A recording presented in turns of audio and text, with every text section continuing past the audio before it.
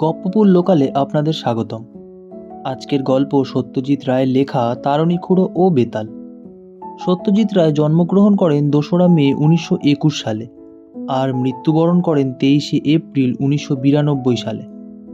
তিনি ছিলেন একজন ভারতীয় চলচ্চিত্র নির্মাতা, চিত্রনাট্যকার, শিল্প নির্দেশক, সঙ্গীত পরিচালক এবং লেখক। তাকে বিংশ শতাব্দীর অন্যতম শ্রেষ্ঠ চলচ্চিত্র নির্মাতাদের একজন হিসাবে গণ্য করা হয়। সত্যজিতের জন্ম কলকাতা শহরে সাহিত্য ও শিল্প সমাজে খ্যাতনামা রায় পরিবারে। তার পূর্বপুরুষের ভিটা ছিল তৎকালীন ব্রিটিশ ভারতের ময়মনসিংহ জেলার কিশোরগঞ্জে মহকুমার কাতিয়াতি উপজেলার মসুয়া গ্রামে। তিনি কলকাতার প্রেসিডেন্সি কলেজ ও শান্তিনিকেতনে রবীন্দ্রনাথ ঠাকুর প্রতিষ্ঠিত বিশ্বভারতী বিশ্ববিদ্যালয়ে পড়াশোনা করেন। সত্যজিতের কর্মজীবন একজন বাণিজ্যিক চিত্রকর হিসেবে শুরু হলেও প্রথমে কলকাতায় ফরাসি চলচ্চিত্র নির্মাতা রনোয়ারের সাথে সাক্ষাৎ ও পরে লন্ডন শহরে সফররত অবস্থায় ইতালীয় নব বাস্তববাদী চলচ্চিত্র লাদ্রি দি বিচিক্লেত্তে বাংলা তর্জমা করলে হয় বাইসাইকেল চোর, তা দেখার পর তিনি চলচ্চিত্র নির্মাণে উদ্বুদ্ধ হন। আজকের গল্প তারণী খুড়ো ও বেতাল। প্রধান চরিত্রে তারণী খুড়ো, মার্তণ্ড ও ভোজরাজ। গন্তব্য স্টেশন গপ্পপুর। পরবর্তী স্টেশন গপ্পপুর। সকল যাত্রীদের উদ্দেশ্যে জানানো হচ্ছে, পুরো গল্পটি শুনে মন্তব্য এবং উৎসাহ প্রদান করার জন্য অনুরোধ করা হচ্ছে। শ্রাবণ মাস, দিনটা ঘোলাটে। সকাল থেকে টিপটাপ করে বৃষ্টি পড়ছে। তারই মধ্যে সন্ধ্যের দিকে তারণী খুড়ো এসে হাজির। হাতে ভিজে চাপানি ছাতাটা সরাত করে বন্ধ করে দরজার পাশে দাঁড় করিয়ে রেখে তক্ত বসে তার জায়গায় বসে তাকিয়াটা টেনে নিয়ে খুড়ো বললেন, কই আর সবাইকে ডাক, আর নিকুঞ্জকে বল নতুন করে জল ফুটিয়ে 1 কাপ চা করতে। লোডশেডিং, তাই বসবার ঘরে 2টো মোমবাতি জ্বলছে। তাতে থমথমে ভাবটা তো কমেইনি, বরং বেড়েছে। নিকুঞ্জয় জলটা চাপিয়ে পাড়ার এবাড়ি ওবাড়ি থেকে ন্যাপলা, ভুলু, চটপটি আর সুন্দরকে ডেকে আনলো। ন্যাপলা এসেই বলল, এই বাংলা দিনে মোমবাতি জ্বালাই, কিন্তু ভূতের গল্প তো, মানে যদি আপনার স্টকে আর থাকে। 2টো গল্প তো অলরেডি বলা হয়ে গেছে। আমার স্টক? আমার যা স্টক তাতে 2টো আরও বন্যাস হয়ে যায়। তার মানে 2002 নাইটস। আমাদের মধ্যে ন্যাপলাই খুড়োর সাথে তাল মিলিয়ে কথা বলতে পারে। আগে হ্যাঁ, বললেন খুড়ো। তবে সবচেয়ে ভূতের গল্প তা নয় অবশ্য। এখানে বলে রাখি যে তারুণী খুড়োর গল্পগুলো এত জমাটি হয় যে সেগুলো গুল না সত্যি সে কথা আমরা কোনোদিনই জিজ্ঞাসা করিনি। তবে একথা জানি যে 45 বছর ধরে ভারতবর্ষের নানা জায়গায় ঘোরার ফলে খুড়োর অভিজ্ঞতা স্টক অফুরন্ত। আজকে কিসের গল্প বলবেন?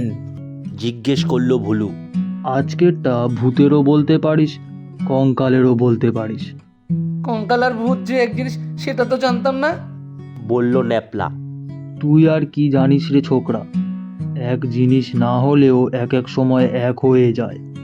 অন্তত আমি যে ঘটনার কথা বলতে যাচ্ছি তাতে তাই হয়েছিল। শোনার যদি সাহস থাকে তোদের তো বলতে পারি। আছে আছে আছে। আছে। আমরা 5 জনে একসঙ্গে পরপর 3 বার আছে বলায় খুড়ো শুরু করলেন।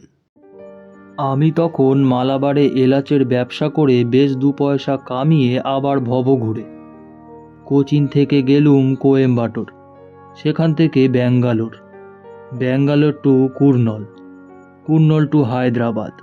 ফার্স্ট ক্লাস ছাড়া ট্রেনে চড়ি না, ভালো হোটেলে থাকি, শহরে ঘোরার ইচ্ছা হলে ট্যাক্সি ডাকি। হায়দ্রাবাদে যাবার ইচ্ছে ছিল সালারজাং মিউজিয়ামটা দেখার জন্যে। স্রেফ একজন লোকের সংগ্রহ থেকে একটা পুরো মিউজিয়াম হয়ে যায় সেটা না দেখলে বিশ্বাস করা যায় না। মিউজিয়াম দেখে গোলকোন্ডায় একটা ট্রিপ মেরে আবার বেরিয়ে পড়ব ভাবছি। এমন সময় লোকাল কাগজে একটা বিজ্ঞাপন দেখে মনটা চনমন করে উঠল। হায়দ্রাবাদেরই আর্টিস্ট ধনরাজ মার্তণ্ড একজন মডেল চাইছেন পৌরাণিক ছবি আঁকার জন্য। তোরা রবি বর্মার নাম শুনেছিস কি জানি না, রাজা রবি বর্মা ট্রাভাঙ্কোরের এক রাজবংশের ছেলে ছিলেন। পৌরাণিক ছবি এঁকে খুব নাম করেছিলেন গত শতাব্দীর শেষ দিকটায়। ভারতবর্ষের বহু রাজারাজরার বাড়িতে দেখতে পাওয়া যায় তার আঁকা সব অয়েল পেন্টিং। কতকটা রবি বর্মার স্টাইলের ছবি আঁকে এই ধনরাজ মার্তণ্ড।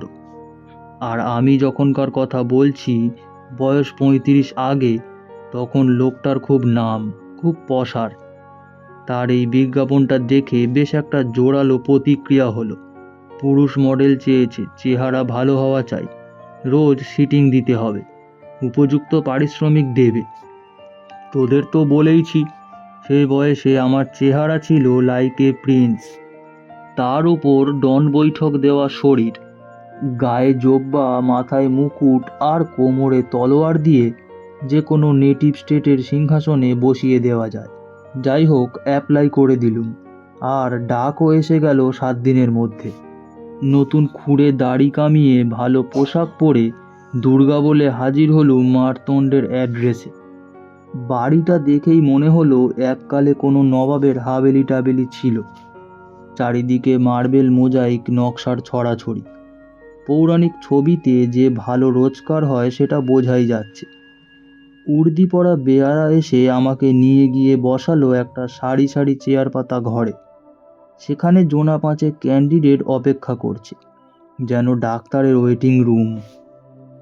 এদের মধ্যে একজনের চেহারাটা চেনা চেনা লাগলেও সে যে কে তা ঠিক বুঝতে পারলুম না।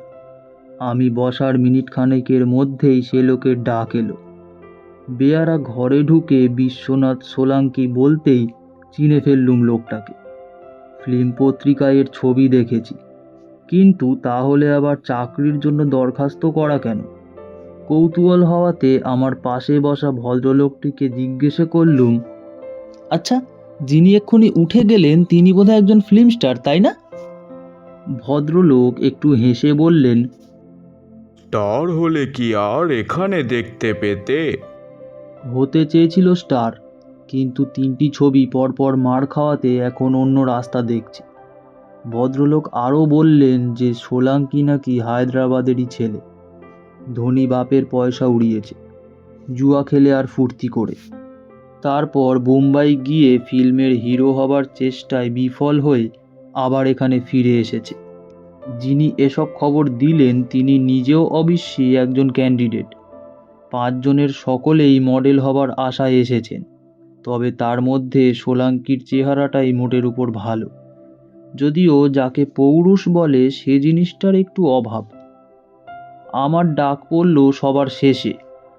যে ঘরে ইন্টারভিউ হচ্ছে সেইটা দেখলাম স্টুডিও, কারণ এদিকে রয়েছে বেশ বড় একটা কাঁচের জানলা। ঘরের এক পাশে একটা ইজেল আর তার পাশে একটা টেবিলের উপর আঁকার সরঞ্জাম। এই সবের মধ্যেই একটা ডেস্ক পাতা রয়েছে, আর তার দুদিকে 2টো চেয়ার। একটায় বসেছেন মার্তণ্ড সাহেব। সাহেব কথাটা বলা ভুল হয় না, কারণ ভদ্রলোকটির ইংরাজিটা বেশ চোস্ত। শকুনি মার্কা নাক, ফ্রেঞ্চ কাট দাড়ি, মাথায় লম্বা ঢেউ খেলানো চুল নেমে এসেছে কাঁধ অবধি। পোশাক সম্ভবত নিজেরই ডিজাইন করা, কারণ জাপানি সাহেবি আর মুসলমানি পোশাকের এমন খিচুড়ি আর দেখিনি। 5 মিনিট কথা বলে আর জামা খুলিয়ে আমার বাইসেপ, ট্রাইসেপ আর ছাতি দেখে ভদ্রলোক আমাকেই সিলেক্ট করে নিলেন। ডেইলি সিটিং 100 টাকা, অর্থাৎ মাসে 30 দিন কাজ হলে 3000। আজকের দিনে প্রায় 10-15 হাজারের সমান। পরের দিন থেকেই কাজ শুরু হয়ে গেল। যে কোনো পৌরাণিক ঘটনাই হোক না কেন, তাতে প্রধান পুরুষ চরিত্র হব আমি। নারী চরিত্রের জন্য আছেন মিসেস মার্তণ্ড, আর ওদিকেই 19 বছরের মেয়ে শকুন্তলা। খুচরো পুরুষের জন্য মডেলের অভাব নেই। মার্তণ্ডের পৌরাণিক পোশাকের স্টক বিরাট। পাগড়ি, মুকুট, ধুতি, চাদর, কোমরবন্ধ, তাগা, তাবিজ, নেকলেস সবই আছে। অর্জুনের লক্ষ্যভেদ নিয়ে আঁকা শুরু হলো। তার জন্য একটি জবরদস্ত ধনুকও তৈরি করিয়ে রেখেছেন আর্টিস্ট মশাই। হুসেন সাগর লেক থেকে 5 মিনিটের হাঁটা পথে 150 টাকা ভাড়ার 2টি ঘর নিয়ে নিলাম। বাড়িওয়ালা মোতালেব হোসেন অতি সজ্জন ব্যক্তি, বাঙালিদের সম্বন্ধে খুব উঁচু ধারণা। রোজ সকালে আন্ডা টোস্ট খেয়ে বেরিয়ে পড়ি। 9টা থেকে 1টা পর্যন্ত সিটিং, তার মধ্যে চা পানের জন্য 10 মিনিটের বিরতি থাকে 11টায়। কাজের পরে বাকি দিনটা ফ্রি থাকে। হায়দ্রাবাদ শহর ঘুরে দেখি। সন্ধেবেলা লেকের ধারে একটু বেরিয়ে 10টার মধ্যে ঘুমিয়ে পড়ি। এছাড়া আর একটা কাজ আছে, সেটা হলো পুরাণের গল্প পড়ে মার্তণ্ডের জন্য সুইটেবল সাবজেক্ট খুঁজে রাখা। মার্তণ্ড নিজে শুধু রামায়ণ মহাভারতটা পড়েছে, তাও তেমন খুঁটিয়ে নয়, তাই তার বিষয়গুলো একটু মামুলি হয়ে পড়ে। আমিই মার্তণ্ডকে বলেছিলাম রাজা বিক্রমাদিত্যের কিছু ঘটনা, যেগুলো ওর মনে ধরেছিল। আমি জানতুম বিক্রমাদিত্যের পক্ষে আমার চেহারাটা খুব জুৎসই, কিন্তু কাজের বেলা গণ্ডগোলটা কোথায় হলো আর কিভাবে হলো সেটাই বলি।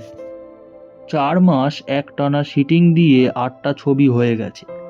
এমন সময় একদিন সন্ধেবেলা লেকের ধারে বেরিয়ে বাড়ি ফিরছি। একটা পুরনো মসজিদের পাশ দিয়ে রাস্তা, জায়গাটা নিরিবিলি। মসজিদের উল্টো দিকে একটা তেঁতুল গাছের নিচে পৌঁছেছি, এমন সময় পিছন দিক থেকে মাথায় একটা বাড়ি খেয়ে চোখে ফুলঝুরি দেখলুম। জ্ঞান হওয়ালে পরে দেখি হাসপাতালের বিছানায় শুয়ে আছি, মাথায় আর বাঁ হাতে বেদম পেন। রাস্তায় অজ্ঞান হয়ে পড়ে থাকতে দেখে এক সহৃদয় ভদ্রলোক তার গাড়িতে তুলে সোজা হাসপাতালে নিয়ে এসেছেন। হাতের ব্যথাটা আর কিছু না, যখন পড়েছি তখন রাস্তায় একখণ্ড পাথরে লেগে কনুইটা ফ্র্যাকচার হয়েছে। এখানে বলে রাখি যে অজ্ঞান অবস্থায় আমার বেশ কিছু লোকসান হয়ে গেছে। আমার ওয়ালেটে ছিল 150 টাকা, সেটি গেছে, আর আমার 700 টাকা দামের স্বাদের ওমেগা ঘড়িটা। পুলিশে খবর দিয়ে কোনো ফল হয়নি, কারণ এ ধরনের অঘটন রাস্তাঘাটে নাকি প্রায়ই ঘটে। হাত প্লাস্টার করে বিছানায় পড়ে থাকতে হলো 3 হপ্তাহ। জখম হবার 4-5 দিনের মধ্যেই আমি মার্তণ্ডকে একটা পোস্টকার্ড ছেড়ে দিয়েছিলাম আমার অবস্থা জানিয়ে। 3 দিনের মধ্যেই তার উত্তর এসে যায়, দুঃসংবাদ। মার্তণ্ড লিখেছে বিক্রমাদিত্য সিরিজের জন্য অর্ডার পেয়ে গেছে। অমুক তারিখের মধ্যে 6খানা ছবি দিতে হবে, তাই সে অন্য মডেল নিতে বাধ্য হয়েছে। আমার মতো কোয়ালিফিকেশন নাকি তার নেই, কিন্তু নিরুপায়। এ সিরিজ শেষ হলে পরে প্রয়োজন হলে আমায় আবার জানাবে, ইত্যাদি। এ নিয়ে তো আর কিছু করবার নেই, তাই অগত্যা সময় কাটানো এবং যা হোক কিছু রোজগারের জন্য অন্ধ্র হেরল্যান্ড পত্রিকায় একটু আধটু লিখতে শুরু করলুম। 6খানা ছবি আঁকতে মার্তণ্ডের লাগবে অন্তত 3 মাস, অর্থাৎ আমার প্রায় 9,000 টাকা লোকসান করে দিয়েছে হায়দ্রাবাদের গুন্ডা। কিন্তু 1 মাস যেতে না যেতেই আমার বাড়িওয়ালার কাছে টেলিফোন এলো মার্তণ্ড সাহেবের, আমায় নাকি তার প্রয়োজন। বেশ কৌতূহল নিয়ে হাজির হলো মার্তণ্ডের স্টুডিওতে। ব্যাপারটা কি? আমার একটা ভালো স্কেলিন জোগাড় করে দিতে পারো, বললেন মার্তণ্ড সাহেব। 2-1 জনকে বলে ফলো হয়নি, তাই আমার কথা মনে হলো। যদি পারো তো ভালো কমিশন দেব, আমার বিশেষ দরকার। জিজ্ঞাসা করলুম, স্কেলিটনের প্রয়োজন হচ্ছে কেন? মার্তণ্ড বললেন, বেতাল পঞ্চবিংশতির ছবি আঁকবেন। বিক্রমাদিত্যের কাঁধে বেতাল হবে ছবির সাবজেক্ট। বেতালের গল্প আজকালকার ছেলেমেয়েরা পড়ে কিনা জানি না, আমরা এককালে খুব উপভোগ করতুম। এক সন্ন্যাসী বিক্রমাদিত্যকে আদেশ করেছে, 2 ক্রোশ দূরে শ্মশান শিশির গাছে একটা মুড়া ঝুলছে, সেটা তুমি আমার কাছে এনে দাও। বিক্রমাদিত্য শ্মশানে গিয়ে ঝুলন্ত মরার গলার দড়ি তলোয়ারের এক কোপে কেটে ফেলতেই মরা মাটিতে পড়ে খিলখিল করে হেসে উঠল। ছেলেবেলায় জিন্দা লাশ বলে একটা হিন্দি ফিল্ম দেখেছিলুম, এও হলো জিন্দা লাশ। এমন লাশ যার মধ্যে ভূত বাসা বেঁধেছে। এই ভূতে পাওয়া মরাকেই বলে বেতাল। বিক্রমাদিত্য বেতালকে কাঁধে নিয়ে সন্ন্যাসীর কাছে চলেছেন, আর বেতাল তাকে হেয়ালি গল্প বলছে। রাজা যদি হেয়ালির ঠিক উত্তর দেন তাহলে মরা আবার তার কাঁধ ছেড়ে শিশির গাছে ফিরে যাবে, আর যদি ভুল উত্তর দেন তাহলে রাজা বুক ফেটে মরে যাবে। যাই হোক, আমি মার্তণ্ডকে বললুম, কিন্তু সাহেব, বেতাল তো কঙ্কাল নয়, সে তো সব দেহ। মার্তণ্ড বললেন, স্কেলিটন পেলে আমি ছবিতে তার গায়ে চামড়া বসিয়ে নিতে পারবো, কিন্তু স্কেলিটন আমার চাই। আমি বললাম, তোমার মডেল কঙ্কালকে কাঁধে নিতে রাজি হবে তো? হবে বই কি, আমি তার সঙ্গে কথা বলেছি, সে বলে তার কোনো ভয় ডর নেই। এখন তুমি বলো তুমি জোগাড় করে দিতে পারবে কিনা। বললুম, I shall try my best, তবে কিন্তু অল্প খরচে হবে না, আর কাজ হয়ে গেলে সে কঙ্কাল ফেরত দিতে হতে পারে। মার্তণ্ড আমার হাতে 2000 টাকা দিয়ে বললে, এই হলো কঙ্কালের 7 দিনের ভাড়া, এটা দাম নয়, আর তোমায় আমি দেব 200। স্কেলিটন পাওয়া আজকের দিনে খুবই কঠিন, সেটা সকলেই জানে। যা পাওয়া যায় সবই প্রায় বিদেশে এক্সপোর্ট হয়ে যায়, কিন্তু তখনও যে সহজ ছিল তা নয়, বিশেষত হায়দ্রাবাদের মতো জায়গায়। আমি অনর্থক খোঁজাখুঁজি না করে সোজা আমার বাড়িওয়ালাকে ব্যাপারটা খুলে বললাম। মোতালেব সাহেব হায়দ্রাবাদে রয়েছেন 42 বছর, এখানকার নারী নক্ষত্র জানেন।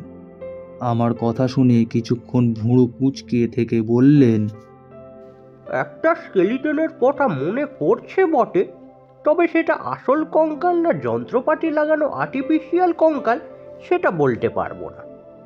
আর সেটা এখনো সে লোকের কাছে আছে কি না তাও জানি না। কে সে লোক? এক ম্যাজিশিয়ান, আসল নাম কি তা জানি না, তবে ভোজরাজ নামে খেলা দেখাতো। তার মধ্যে ছিল একটা কঙ্কালের খেলা। কঙ্কাল তার সাথে একসঙ্গে বসে তাস খেলতো, টেবিলে বসে চা খেত, দুজনে পাশাপাশি হাঁটাচলা করত। সে এক তাজ্জব ব্যাপার। খুব নাম করেছিল লোকটা, তবে বছর 15 তার কোনো হদিশ পাইনি। ম্যাজিক ছেড়ে দিয়েছে এটাই শুনেছিলাম। সে কি হায়দ্রাবাদেরই লোক? হ্যাঁ, তবে তার ঠিকানা জানি না। অন্ধ্র অ্যাসোসিয়েশনে জিজ্ঞেস করে দেখতে পারো, তারাই ভোজরাজের খেলার ব্যবস্থা করত। অন্ধ্র অ্যাসোসিয়েশনের কাছ থেকে ভোজরাজের এককালের ঠিকানা পাওয়া গেল। আশ্চর্য, গিয়ে দেখি লোকটা এখনও সেখানেই আছে। চকবাজারের মধ্যে একটা দোতলা বাড়িতে 2টি ঘর নিয়ে তিনি থাকেন। বয়স 80-টাশি হবে, মুখ ভর্তি একরাশ খয়েরি রঙের দাড়ি, মাথায় চকচকে টাক, গায়ের রং আবলুস। আমায় দেখে হিন্দিতে প্রথম কথাই বললেন, বাঙালি বাবু, নসিব খারাপ যাচ্ছে বলে মনে হচ্ছে। লোকটা তাহলে বোধহয় হাত গুনতে জানে। এবারে আর ভনিতা না করে আসল ব্যাপারটা তার কাছে পেশ করলুম। বললুম, যদি সে কঙ্কাল এখনো আপনার কাছে থাকে, আর যদি সেটাকে হপ্তাখানেকের জন্য ভাড়া দিতে পারেন, তাহলে আমার নসিব কিছুটা ইমপ্রুভ করতে পারে। যিনি ভাড়া নেবেন তিনি 2000 টাকা দিতে রাজি আছেন। সে কঙ্কাল কি এখনো আছে? একটা কেন, দুটো আছে। আমি একটু থতমত খেয়ে গেলুম। আরে কঙ্কাল তো তোমারও আছে, নেই কি? কঙ্কাল আছে বলেই তো চলে ফিরে বেড়াচ্ছ। তোমার কঙ্কাল আমি চোখের সামনেই দেখতে পাচ্ছি। কনুয়ের কাছে হাড়ে চির ধরলো, ডাক্তার আবার সেটাকে জুড়ে দিল। তুমি জোয়ান বলেই জোড়া লাগলো। আমি যদি মাথায় বাড়ি খেয়ে পড়ে হাড় ভাঙতুম, আমাকে কি আর কোনোদিন উঠতে হতো? এই সুযোগে একটা প্রশ্ন না করে পারলুম না। আমায় কে জখম করলো সেটা বলতে পারেন? এ ভেরি অর্ডিনারি গুন্ডা, তবে তার পিছনে অন্য কেউ আসে কি না জানি না, থাকতেও পারে। সেটা জানতে পারে আমার কঙ্কাল, যেটা আমার চেয়ে অনেক জ্ঞানী। তুমি চাইছো সে কঙ্কাল, আমি দিতেও প্রস্তুত আছি। অনেককাল রোজগার নাই, দেনা জমে গেছে বিস্তর। 2000 টাকা পাইলে সব শোধ কইরা দিব। আমি নিশ্চিন্তে মরিতে পারি, কিন্তু কোথাও একটা কথা বলি তোমায়, এই যে কঙ্কাল, যে সে কঙ্কাল নয়। যার কঙ্কাল তিনি ছিলেন সিদ্ধ পুরুষ, মাটি থেকে 5 হাত শূন্যে উঠে যোগ সাধনা করতেন, বায়ু থেকে আরোহণ করতেন, ফলমূলের দরকার হইতো না। তার তেজ ছিল অসামান্য। একবার তার সাধনার সময় এক চোর তার কুঠিরে ঢুইকা ঘটি বাটি সয়রাতে গেছিল। হাত বাড়ানো মাত্র আঙুলগুলা বেঁকা যায় কুইঠো। কেউটের ছবলে মরতে এলে সাপ ভস্ম হয়ে যায়। বাবাজির কিচ্ছু হইতো না। আমি একটা কথা না বলে পারলুম না। কিন্তু এই বাবাজির কঙ্কালকেও তো আপনি বসে এনেছিলেন, একে দিয়ে ভেলকি দেখাতেন স্টেজে। তাহলে বলিয়ে শোনো, কঙ্কালকে আমি কোনোদিন বসে আনিনি। এ সবই তার খেলা। অন্য যা ম্যাজিক দেখতুম সেইগুলো কিছুই না, সব যন্ত্রপাতির কারসাজি। লোকে ভাবতো কঙ্কালে যা কিছুই ক্ষমতা সবই গুরুজির কৃপায়। মইনে মইনে তার শিষ্য হয়ে আমি একটানা 10 বছর তার পদসেবা করি। যখন আমার তরুণ বয়স ম্যাজিক সম্বন্ধে একটু কৌতূহল ছিল এই পর্যন্তই। গুরুজি একবারও আমার কোনো নোটিশ নেননি। তারপর হঠাৎ একদিন আমার দিকে চেয়ে বললেন, বেটা, তোর ওপর আমি খুশি হয়েছি, তবে তুই এখন সংসার ত্যাগ করতে চাসনি। তোর অনেক কাজ আছে। তুই হবি ভোজবাজির রাজা। তোর নাম হবে। যে কাজে নাম করবি সে কাজেই আমি তোকে সাহায্য করব, তোর সেবার প্রতিদান দেব। তবে সেটা এখন নয়, আমি মরিবার পর। আমি বললাম, সেটা কীরকম করে হবে যদি বুঝিয়ে দেন। গুরুজি আমাকে সন তারিখ বলে দিয়ে বললেন, এই দিনে যাবি তুই নর্মদার তীরে মান্দাতা শহরে। সেখানে শ্মশানে গিয়ে দেখবি একটা বেল গাছ। সেই গাছ থেকে নদীর ধার ধরে পশ্চিম চলে যাবি 999 পা। সেখানে দেখবি বনের মধ্যে একটা তেঁতুল গাছ, আর বাবুল গাছের মধ্যে আকন্দ ঝোপের পাশে একটা কঙ্কাল। সেটাই আমি। সেটাকেই তুই নিয়ে যাস। সেটার সাহায্য করবো তোর কাজে। তোর আদেশ মানবে, লোকে দেখে তোকে বাহবা দেবে। তারপর কাজ ফুরিয়ে গেলে সেটাকে নদীর জলে ফেলে দিবি। যদি তখনও কাজ বাকি থাকে তাহলে সেটা জলে ডুববে না, তখন আবার তুলে এনে তোর কাছে রেখে দিবি। সব শুনে টুনে ভোজরাজকে জিজ্ঞাসা করলাম, ওটা জলে ফেলে দেওয়ার সময় কি এখনো আসেনি? ভোজরাজ বললেন, না, আসেনি। একবার মুসির জলে ফেরে দেখেছিলাম, ডোবেনি। এখন বুঝতে পারছি তোমার অপেক্ষায় ছিলাম। তোমার কর্কট রাশিতে জন্ম তো? হ্যাঁ। পঞ্চতিথি? আজ্ঞে হ্যাঁ। তবে তুমি সেই লোক। অবিশ্যি রাশি আর তিথি না মিললেও তোমাকে দেখেই মনে হয়েছিল তুমি সিধে লোক। বাবার কঙ্কালের হিল্লেটা তোমার হাত দিয়ে হলে ভালোই হবে। আমার বিশ্বাস বাবারও তোমাকে ভালো লাগতো। তিনি সাচ্চা লোক পছন্দ করতেন। তাহলে এখন কি করতে হবে? আগে ওই বাক্সটা খোলো। ঘরের পাশে একটা বড় কাঠের সিন্দুকের দিকে দেখিয়েছিলেন ভোজরাজ। আমি গিয়ে ডালাটা তুললুম।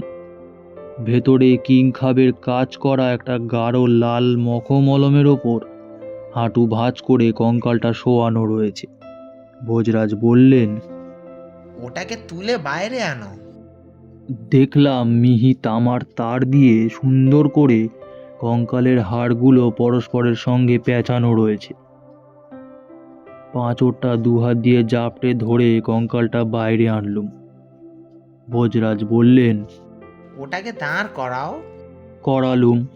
এবার হাত দুটো ছেড়ে দাও। হাত সরিয়ে আনলুম, আর সঙ্গে সঙ্গে আমার চোখ টেড়িয়ে গেল।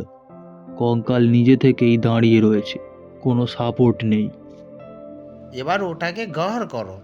এই শেষ কাজের জন্য ওটা তোমারই সম্পত্তি। কাজটা যে ঠিক কি জানি না, তবু রিস্ক না নিয়ে গড় না করে একেবারে ষষ্ঠাঙ্গ হয়ে শুয়ে পড়লুম স্কেলিটনের সামনে। যা করেছো তা বিশ্বাস করে করেছো তো? জিজ্ঞাসা করলেন ভোজরাজ। বললুম, আমার মনের সব কপাট খোলা ভোজরাজজি। আমি হাঁচি, টিকটিকি, ভূত প্রেত, দত্তি দানা, বেদ বেদান্ত, আইনস্টাইন ফাইনস্টাইন সব মানি। Very good. এবার তুমি ওটাকে নিয়ে যাবার ব্যবস্থা করো। দেখো যেন গুরুজির মনোবাঞ্ছনা পূর্ণ হয়। কাজ হয়ে গেলে ওটাকে মুসির জলে ফেলে দিও।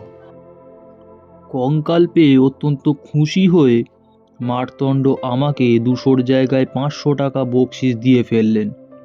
বললেন, আজ সন্ধ্যায় কি করছো? কেন বলুন তো? আজ বিক্রমাদিত্যের ছবিটা আঁকা শুরু করব। তুমি এলে ভালো হয়। আমি তো জানতুম আপনি সকালে ছাড়া ছবি আঁকেন না। এটার জন্য স্পেশাল ব্যবস্থা। এ ছবির জন্য যে মুডটা চাই সেটা রাতেই ভালো আসবে। আর দৃশ্যটার জন্য আমি নিজে প্ল্যান করে একটা লাইটিংয়ের ব্যবস্থা করেছি। আমি সেটা তোমাকে দেখাতে চাই। কিন্তু মডেল যদি আপত্তি করে? তুমি যে ঘরে আছো সেটা সে জানবেই না। তুমি ঠিক 7টার সময় এসে স্টুডিওর এই কোণটাতে চুপটি করে দাঁড়িয়ে থাকবে। আলোগুলো সব মডেলের উপর ফেলা থাকবে। তার পিছনে কি আছে সেটা সে দেখতেই পাবে না। এককালে অ্যামেচার থিয়েটার করেছি, জানতুম ফুটলাইটের পিছনে দর্শকদের প্রায় দেখাই যায় না। এও সেই ব্যাপার আর কি। আমি রাজি হয়ে গেলাম। একটা ধূপপুকুনির ভাব নিয়ে 7টার ঠিক 5 মিনিট আগে হাজির হলো মারতণ্ডের বাড়ি। ওর মাদ্রাজি চাকর শিবশরণ আমাকে দরজা ফাঁক করে ঢুকিয়ে দিলে স্টুডিওতে। মডেলের জায়গা এখনো খালি, তবে লাইটিং হয়ে গেছে এবং সত্যি তারিফ করার মতন ব্যাপার সেটা। যে শ্মশানে ভূত পিশাচের নৃত্য হচ্ছে সেখানে এই রকম আলোরই দরকার। মারতণ্ড বসে আছে ক্যানভাসের সামনে, তার পাশে একটা জোরালো ল্যাম্প। সে আমাকে আর চোখে দেখে একটা বিশেষ দিকে নির্দেশ করলো। সেটা হলো স্টুডিওর সঙ্গে লাগা একটা ঘরের দরজা। বুঝলাম সে ঘরে মডেল তৈরি হচ্ছেন। এবারে আর একটা জিনিসের দিকে দৃষ্টি গেল, সেটা হলো কঙ্কাল। একটা হ্যাট স্ট্যান্ডের ডাঁকি থেকে সেটা ঝুলছে। তার গায়ে ভৌতিক আলো পড়ে সেটা আরও ভৌতিক দেখাচ্ছে, আর তার সঙ্গে ভৌতিক হাসি। তোরা লক্ষ্য করেছিস কি জানি না, 32 পাটি দাঁত বেরিয়ে থাকে বলে যে কোনো খুলির দিকে চাইলেই মনে হয় সেটা হাসছে। কিন্তু খুট শব্দ শুনে অন্য ঘরের দরজাটার দিকে চোখ গেল। তলোয়ার হাতে রাজপোশাক পরিহিত বিক্রমাদিত্য বেরিয়ে এলেন দরজা খুলে। পাকানো গোঁফ, গালপাট্টা, লম্বা ঢেউ খেলানো চুল, কোনো ভুল নেই। মাথার মনটা হু হু করে উঠল, কারণ এই পাঠটা আমারই পাবার কথা। দৈব দুর্বিপাকে ফসকে গেল। রাজা এসে স্টেজে আলো নিয়ে দাঁড়ালেন। মারতণ্ড উঠে গিয়ে তার পোজ আর পজিশনটা ঠিক করে দিয়ে চলে গেলেন হ্যান্ডসেস্টার দিকে। কঙ্কালটাকে নামিয়ে নিয়ে সেটাকে মডেলের কাঁধে চাপিয়ে দিয়ে বললেন, এটার হাত দুটোকে তোমার কাঁধের উপর নিয়ে সামনের দিকে ঝুলিয়ে দাও, আর পা দুটো কোমরের দুপাশ দিয়ে নিয়ে এক এক করে তোমার বাঁ হাত দিয়ে চেপে থাকো। দেখলুম মডেল দিব্যি মারতণ্ডের ইনস্ট্রাকশন পালন করলে। লোকটার সাহসের প্রশংসা না করে উপায় নেই। মারতণ্ড ছবি আঁকা শুরু করে দিলেন। প্রথমে চারকোল দিয়ে স্কেচটা করে তারপর রং চাপানো হবে। এর আগে তো আমি নিজেই মডেল হতুম, তাই আঁকাটা কেমন হচ্ছে সেটা দেখার কোনো সুযোগ ছিল না। আজ দেখতে পেলুম মারতণ্ডের নিপুণ হাতের কাজ। মিনিট 5 হয়নি, হঠাৎ মনে হলো স্টেজের দিক থেকে একটা গোঙানির শব্দ পাচ্ছি। আর্টিস্ট এত মশগুল যে তার কানে শব্দটা যায়নি। সে খালি বললে, স্টেডি স্টেডি। কারণ রাজা অল্প অল্প হেলতে দুলতে শুরু করেছেন। আর্টিস্টের আদেশ সত্ত্বেও দেখলাম মডেল স্টেডি থাকতে পারছে না, এপাশ ওপাশ করছে। আর তার মুখ দিয়ে যে শব্দটা বেরোচ্ছে সেটাকে গোঙানি ছাড়া আর কিছু বলা যায় না। What's the matter? বিরক্তির সঙ্গে প্রশ্ন করলেন মারতণ্ড। এদিকে আমি ম্যাটারটা বুঝে ফেলেছি, কারণ চোখের সামনে দেখতে পাচ্ছি কি ঘটছে। কঙ্কালের হাত দুটো আর ঝোলানো নেই, সেটা ধীরে ধীরে উপরের দিকে উঠে মডেলের থুতনির নিচে ক্রমে একটা ভয়ঙ্কর আলিঙ্গনে পরিণত হচ্ছে। সেই সঙ্গে পা দুটো যেভাবে জড়িয়ে ফেলেছে কোমরটাকে, সেটা আর কোনোদিনও খোলা যাবে বলে মনে হয় না। মডেলের অবস্থা এখন শোচনীয়। তার গোঙানি ক্রমে পরিত্রাহী আর্তনাদে পরিণত হয়েছে।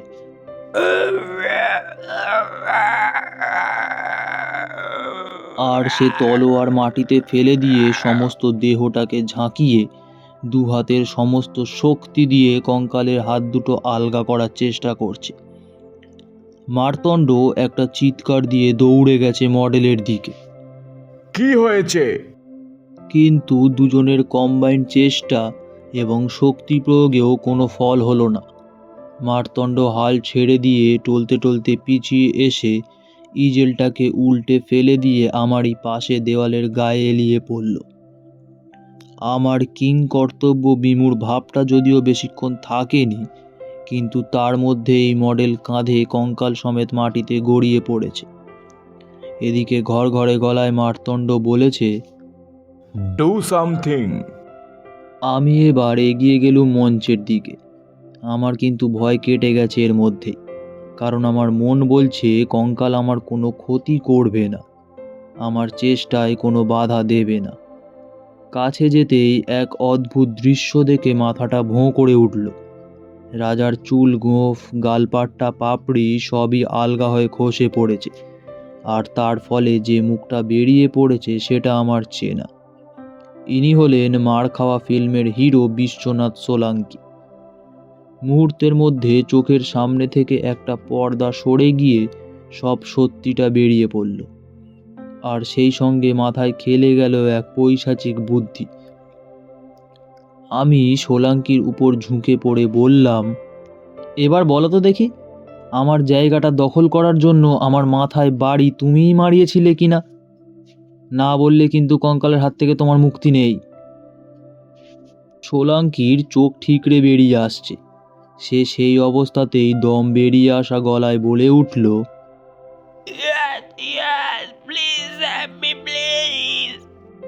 আমি মারতণ্ডের দিকে ফিরে বললুম, তুমি সাক্ষী শুনলে তো, কারণ একে আমি কিন্তু পুলিশে দেব। মারতণ্ড মাথা নেড়ে হ্যাঁ জানিয়ে দিলেন। এবার কঙ্কালের কাঁধ ধরে মৃদু টান দিতেই সেটা রাজার কাঁধ ছেড়ে উঠে এলো, সঙ্গে সঙ্গে কোমর ছেড়ে পা দুটো। এরপরে অবশ্যই সোলাঙ্কি মশাইয়ের আর মডেল হওয়া হয়নি, কারণ তাকে বেশ কিছুদিন পুলিশের জিম্মায় থাকতে হয়েছিল। তার জায়গায় বিক্রমাদিত্য সিরিজের হিরো হলেন তারিণীচরণ বাড়ুজ্যে। ঘটনাটা মারতুণ্ডকেও কাবু করে দিয়েছিল ঠিকই, কিন্তু দিন সাতেকের মধ্যেই রিকভার করে তিনি আবার পুরোদমে কাজে লেগে গেলেন। বেতালের ছবি শেষ হওয়ার পরদিনই মুসি নদীর জলে কঙ্কালটাকে ফেলে দিলাম। চোখের নিমেষে সেটা তলিয়ে গেল জলের তলায়।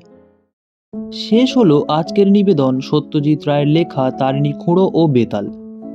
তারিণী খুঁড়োর চরিত্রে আমি শুভ, মারতণ্ডের চরিত্রে সুতীর্থ দাস, ভোজরাজের চরিত্রে অভিরাজ আশিস, অন্যান্য চরিত্রে রণজয় রায়চৌধুরী, পল রব ও সুতীর্থ দাস, গল্প পাঠে পল রব ও আমি শুভ, নাট্যরূপ ও সমগ্র পরিচালনায় পল রব, ধ্বনি পরিকল্পনায় ও পোস্টার ডিজাইন রিতম পাল। আগামী সপ্তাহে ঠিক সোমবার ভারতীয় সময় রাত্রি 9:24 এবং বাংলাদেশীয় সময় রাত্রি 9:54 আরও একটি গল্প নিয়ে হাজির হবে গপ্পপুর লোকাল।